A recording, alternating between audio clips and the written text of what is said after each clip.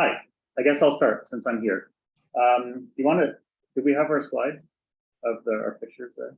Who's controlling the deck? Me. Is that you, Maddy? Okay. So anyway, I'm David McElroy. I'm a senior project manager in the data and analytics team in transportation services of the City of Toronto, and I'm responsible for the data collection program there. I have never been here before. It's my first time, so thank you for having me. I'm very excited to be here. I would love to be able to come more often, but I have a orchestra rehearsals on Tuesday nights, which I'm going to have to leave a little bit early for, unfortunately. So that's one thing about me. I play the double bass in an orchestra at Hart House. Actually, I'll plug it. There's a concert next Thursday, 8 p.m. It's free. You should all come. It'll be great. And I also love trains. But unfortunately, I won't be talking about trains at all tonight. So sorry, whoever the first person was that introduced themselves. Okay, Maddy. Hi, everyone. I'm Maddy, joining virtually tonight. I'm a senior product manager with the Move team. We are a product team in-house at the City of Toronto, and I work with David and Raf. Excited to meet you all and hear about your interesting and diverse interests and backgrounds and learn a little bit more. All right, so I'll start us off by just giving a little bit of a background on what we do and where we sit within the city, and then I'll pass it over to Maddy, who's going to get into more nitty-gritty details on what we're going to talk about tonight. So transportation services is a division within the City of Toronto that's responsible for planning, managing the transportation infrastructure within the public right-of-way of the city. So this includes things like road maintenance, traffic management like traffic signals, stop signs, and so on. We plan and deliver city cycling infrastructure. We're responsible for road safety initiatives like school crossing guards, pedestrian crossovers, traffic calming, various things like that. We're also responsible for a lot of important sort of city priorities and initiatives like Vision Zero, Cafe TO, Active TO, things you may have heard of. Next. So, to do a lot of this work we rely on data quite a lot, quite heavily. These are just two of the major data sets that we use the city to support our work. Oh, okay, to support our work. So the traffic volume data is one of the big data sources we use. It's basically the account of the number of vehicles using the road by time of day. We also collect speed of the vehicles. We have data about the turning movements of vehicles at intersections, and we also collect a lot of cycling and pedestrian count data. Collision data is another important data source for us to do our work. For every collision that occurs in the City of Toronto, or I should say every collision that's reported in the City of Toronto, is a big difference. We get data from the Toronto Police or from the collision reporting centers that have a lot of detailed information about the collision. So things like the location, where did it occur, was it in an intersection, was it on the mid-block, was there a traffic light there, all that stuff. How severe was the collision? How did the collision occur? What were the conditions like at the time? Information about the people that were involved, whether there were any injuries, whether there were any vulnerable road users involved, that kind of thing. It's a huge data set. Next. So data analytics team is a team within the transportation services division. We're sort of a hub for data analytics, data science, data collection, and data management. So basically, our goal is sort of to advance data practice within the division. Maddy and I are mostly responsible for collecting a lot of our data, collecting the data collection, responsible for data storage and management, and for data delivery. That's kind of the core of the work that we do. Next. Oh, this is just one example of a project, one of the projects that we work on. So we've been involved in tracking and monitoring the Active Field Midtown Complete Streets pilot project. This was a project that's in June of 2021, we installed separated bike lanes on Yonge Street between Bloor and Davisville. You may have seen them. And so we've been collecting data and reporting on sort of traffic volumes, cyclist volumes, and pedestrian volumes at various locations along the corridor to monitor the impact of the product. So we have before and after data, and we're looking at trying to see if there's been a change in the usage along the corridor. Next. So another example of something we're involved in, we get involved quite a bit in supporting a lot of the Vision Zero projects that the city is delivering. So Vision Zero, as you may know, is a sort of a global initiative to eliminate deaths on our roadways. The city of Toronto first approved and implemented the Vision Zero Road Safety Plan in 2016. So this is online. It's a dashboard where we track the progress we made towards implementing the Vision Zero Road Safety Plan, and the charts on the right side there just are an example of the kind of data we're showing. This is collision data. Extracted from our collision data, we have fatalities and serious injuries on our roadways over time by the type of road users. So this is sort of an example of tracking and monitoring. Next. Yeah, with the implementation of the Vision Zero Road Safety Plan, the city is kind of shifting the way we sort of think and approach road safety. We're sort of in this process of transitioning the way we do things. So more traditionally, we were more focused on just cars and moving vehicles and preventing collisions between vehicles. And now we're focusing more on vulnerable road users. We're thinking more about how we can move people safely rather than cars, and focusing more just on serious injuries and fatalities. The way we've done things in the past has always been very reactive and sort of complaints based. So we tend to respond. We work on road safety projects that are in response to, say, a citizen's complaint, for example. And this is kind of in parallel. We do a lot of our data collection has always been very ad hoc, sort of on a case-by-case basis. So what we'd like to move towards is more sort of proactive, needs-based approach to planning and road safety, collecting more data on a routine basis, more comprehensively across the city. So a different way of thinking about planning and road safety. And so, we have, as part of this different way of thinking, we've done a lot of restructuring at the city lately, and we've got new teams on board, like new teams have been created. The Vision Zero team, for example, we've got an area transportation planning team that's sort of trying to look at road safety more holistically and not just on a case-by-case basis. We're collecting new data we have new data sources that we're looking at and trying to expand beyond our traditional base, and bringing in a lot of new tools and techniques as well to help us tackle Vision Zero. So I'll hand it over to Maddy. Take it over from here. Thanks, David. Yeah, so I'm the product manager on Move, and Move is part of this evolution that David's talking about moving from this more reactive mode of trying to manage transportation safety and reduce fatalities and serious injuries on our roads, and moving towards that more reactive reality and future.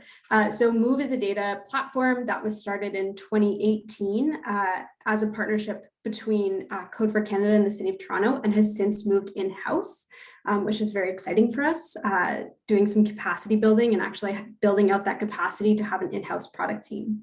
Move really started from this position of trying to think about how we can approach visualizing our collision data and volume data through more modern tools to reflect more of the modern processes that we want to move towards. So Move launched about almost 2 years ago now, and it was really exciting to launch at the time. But we're still on this journey to figuring out how we can utilize Move to change sort of the underlying processes and really move towards the future we'd like to see. So in putting together this presentation, David and I talked a lot about, like how open should we be about sort of the challenges we're facing. And my preference is always to be very open and talk about the difficulties. So even though we've launched Move, which is this, I can show it if anyone wants to see it, but it's this sort of sleek modern tool that resembles Google Maps. It's using a lot more modern technologies. There's still a lot of challenges that we are facing to really shift the system. And one of those challenges, for example, is a lack of trust in the data. We've consolidated sort of 3 legacy tools into one, but there's still a patchwork of legacy systems that support things like data entry, data input, data collection, and other parts of the system that staff at large use to analyze transportation data. So that trust is we found is really hard to shift. It's hard to shift those processes of people who need to use our data but may not trust it. The data that's coming out of the tool that I help to manage and build.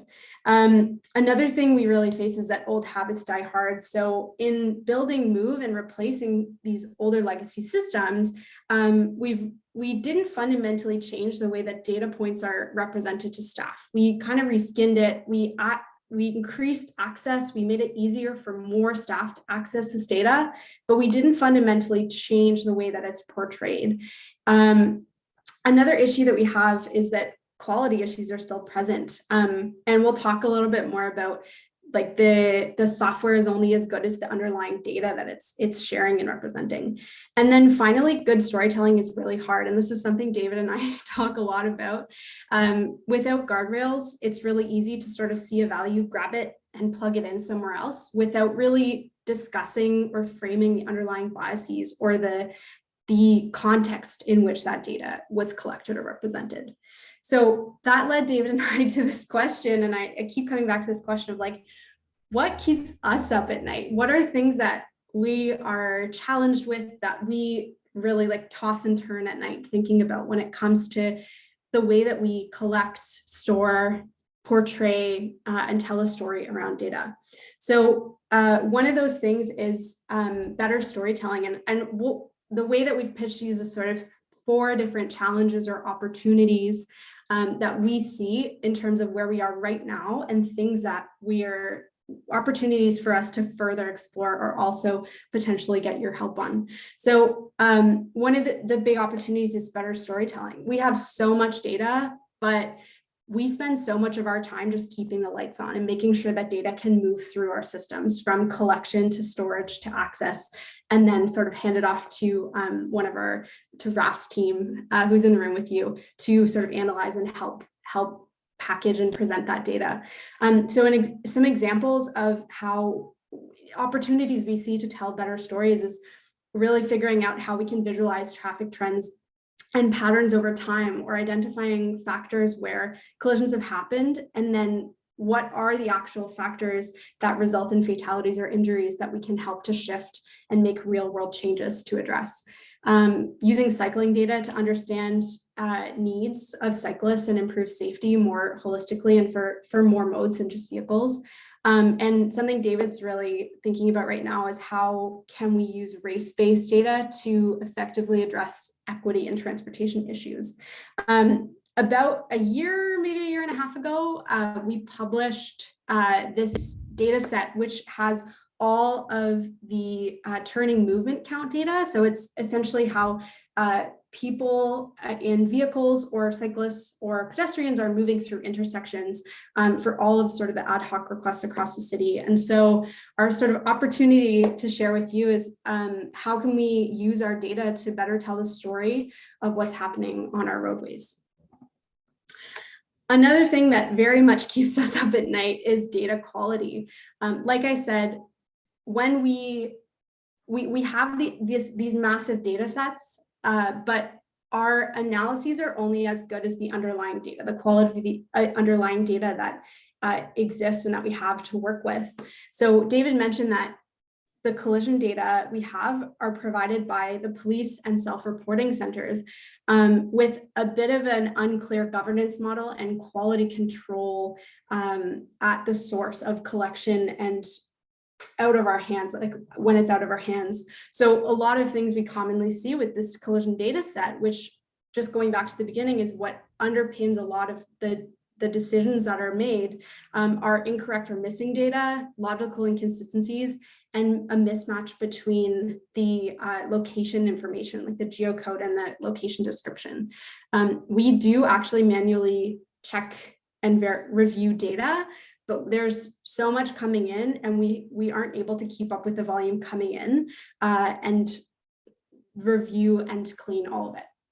So another opportunity that we have to face ourselves, but also want to put on the table is how can we evaluate and improve the quality of our collision data, and what should we focus on in terms of improving data quality? The third opportunity that definitely keeps David and I up at night is around data biases. So how do we address biases? Like David mentioned, all that list of responsibilities of transportation services is sort of underpinned and tries to be evidence-based from the two data sets, but those data sets definitely contain biases. You know, all data contains biases, but we want to think more about how we can reduce the bias and whether there are other data sources we can consider that might help improve safety and create a more representative picture of what's happening on Toronto's roadways. Some examples of ways that we see bias potentially in the data is collision data are biased towards collisions involving vehicle users and underrepresent active road users, so cyclists, pedestrians, and any other modes of transportation. Part of the reason for that is just that there aren't that many reporting centers. So if you're like David, I hesitate to call you out, but David was involved in a collision this weekend on his bike, and it's just like, you know, he's not going to go out to the North York Reporting Center. Luckily he's okay. Show my bruise on my hip. I'm glad you're okay, David.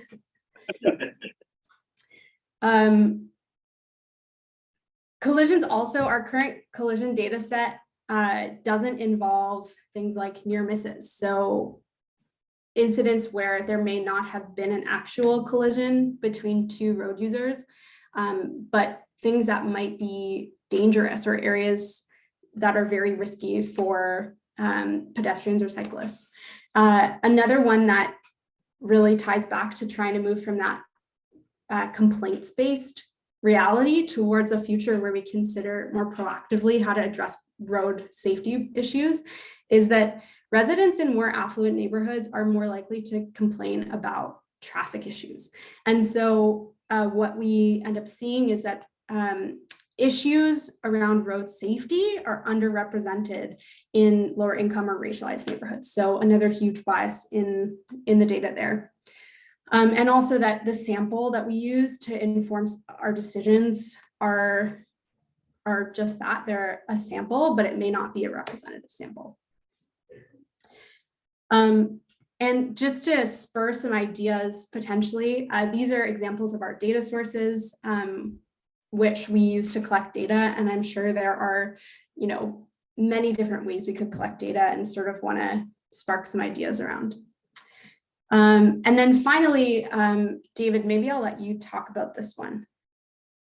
I'm sure. This is your baby. Yeah, just quickly, I mean, we're kind of getting a little bit running out of time a bit. But yeah, we're sort of, as part of the more proactive work we want to do around data collection in the city, we're starting to implement a proactive cycling count program.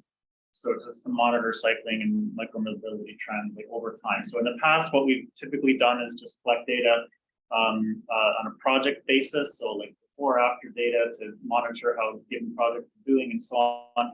But we're looking towards more routine, regular, annual buy-ins, semi-annual counting of cyclists in the city. So we actually just this fall, for example, we did a porting count, cycling porting count. We collected a ton of data, a couple of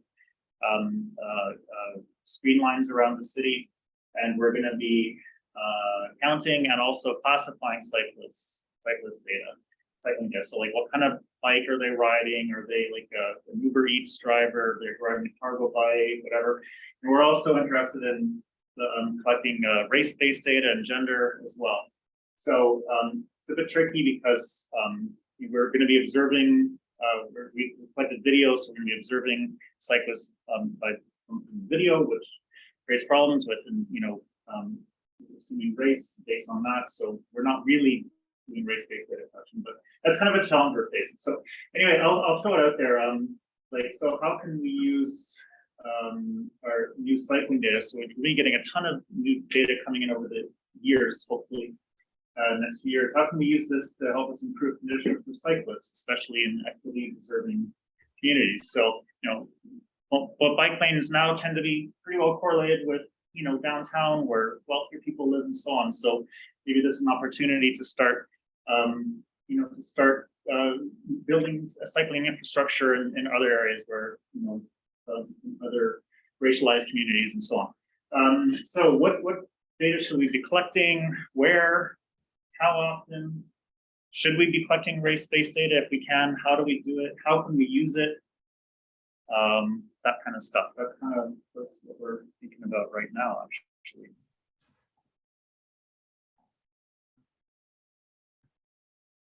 I can't see you, David, but. Oh, sorry, I forgot to go back on camera. All good. Hey, I was sitting over there. Yeah. Everyone can hear me, so yeah, okay. So that's us. There's lots of challenges we're facing right now, lots of opportunities, things we'll be working through, things that may take time for us to work through. But yeah, hopefully that's been thought-provoking and interesting. And we'd love if you could connect with us if you have any ideas or questions or musings. Thank you very much. Great.